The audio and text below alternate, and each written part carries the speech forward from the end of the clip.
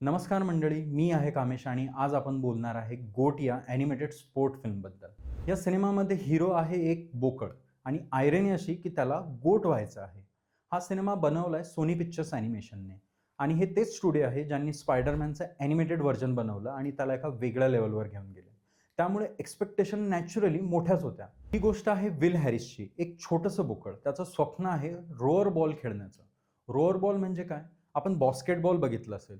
2 team ball जाळीत टाकायचं, उंच खेळाडू, जोरदार उड्या means physical game. Row or ball म्हणजे त्या कॉन्सेप्टचं ॲनिमल वर्ल्ड व्हर्जन. या जगात मोठे प्राणी डॉमिनेट करतात. रायनो, टायगर, हॉर्स म्हणजे शारीरिकदृष्ट्या प्रबळ. शरीराने भारी म्हणजे खेळात भारी.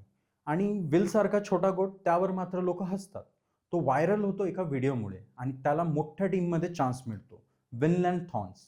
पण तिथे स्टार आहे जेट फिल्मोर, एक पॅन्थर. ती खूप मोठी खेळाडू आहे, पण तिची टीम मात्र हरत आहे. तिच्यात इगो सुद्धा आहे. आणि मग सुरू होतं क्लासिक अंडरडॉग स्टोरीचं इक्वेशन. एक छोटा स्वप्नाळू खेळाडू, egoistic star, dysfunctional team, championship pressure. बाकी स्पॉइलर न देता सांगतो, शेवटचा मॅच आहे, मोठं इमोशनल पे ऑफ आहे, पण ते किती परिणामकारक आहे हे आपण पुढे बोलूयात. जर या सिनेमाचा पूर्ण इन डेप्थ रिव्ह्यू तुम्हाला हवा असेल तर आमच्या पिक्चरबाज या चॅनलला नक्की व्हिजिट करा.